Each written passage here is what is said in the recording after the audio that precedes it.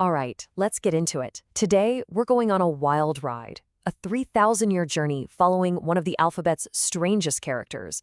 And trust me, it's a story packed with innovation, a whole lot of confusion, and one very, very expensive mistake.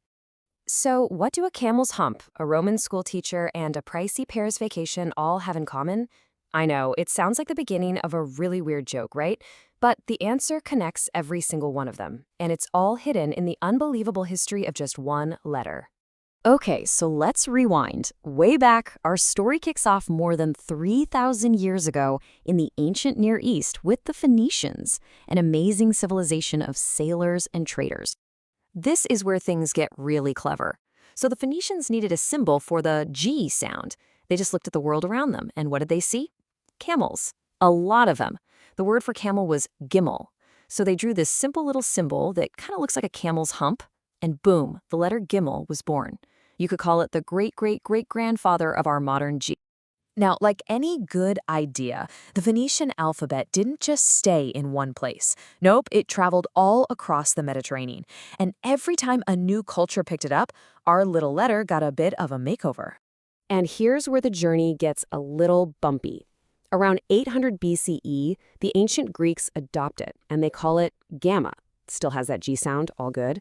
But then it gets to Rome, and things get messy. They borrow the letter, but it becomes the letter C, and they start using it for both the G sound and the K sound. Can you imagine how confusing that was? It took them centuries to finally sort it out.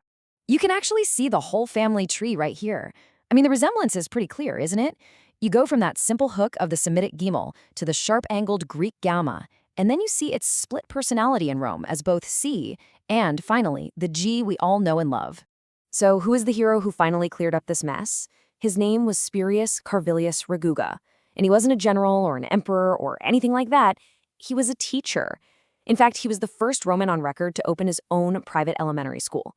He just took the letter C, added a little stroke to the bottom, and created G. A teacher invented a letter. How cool is that? All right, let's hit the fast forward button. Way, way forward. We're jumping ahead more than 2,200 years because the story of G isn't done yet. Not even close.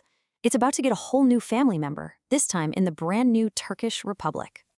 So it's 1928. Turkey is in the middle of this massive language reform, switching from an Arabic script to a new one based on the Latin alphabet. But if you look closely at this early draft from a newspaper, something's missing. At first, the planners just figured the standard G would work fine. They had no plan for a special soft G. And here's another draft from around the same time. Still no special character. The thinking was that a regular G could do all the work. But you see, the Turkish language has this very specific sound, this phonetic need, that a plain old G just couldn't handle. So what on earth is this yumuşak G, or soft G? It's fascinating, really. It's totally silent. Its only job is to stretch out the vowel that comes before it, or to make a smooth bridge between two vowels. Think of words like da, which means mountain, or yağmur, for rain. A hard gay sound would just sound completely wrong. You know who figured this out? Teachers. When these new alphabet drafts were sent out to schools, it was the teachers who sent back the crucial feedback, saying, hey, this isn't going to work. So based on their real-world input, the H was officially created. After 2,200 years, the G family had a brand new member, custom-made for the Turkish language. But just as this new letter was finding its place, a new challenge was looming on the horizon, the computer age. And this was going to be its biggest fight yet.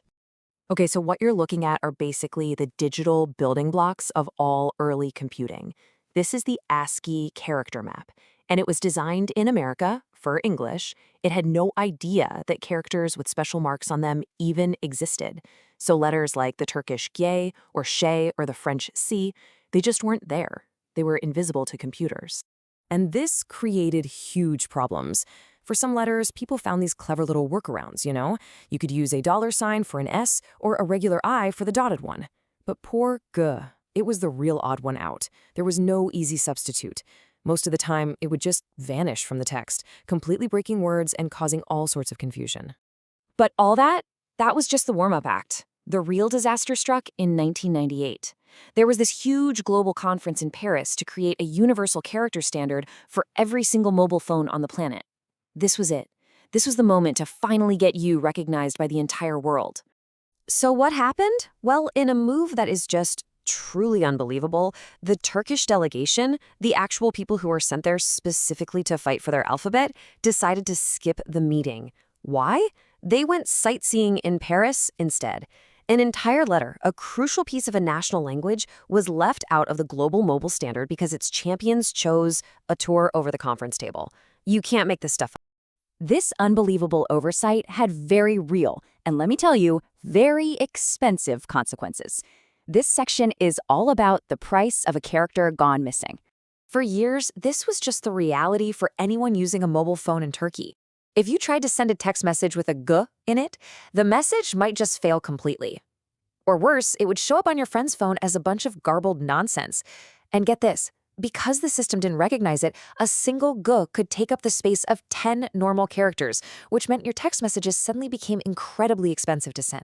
So how do you fix a mistake that big? Well, you fix it with money. A lot of money. The Turkish state eventually had to pay the World GSM Association something in the neighborhood of 100 million lira to go back and add the to the global standard. That has to be one of the most expensive sightseeing trips in history.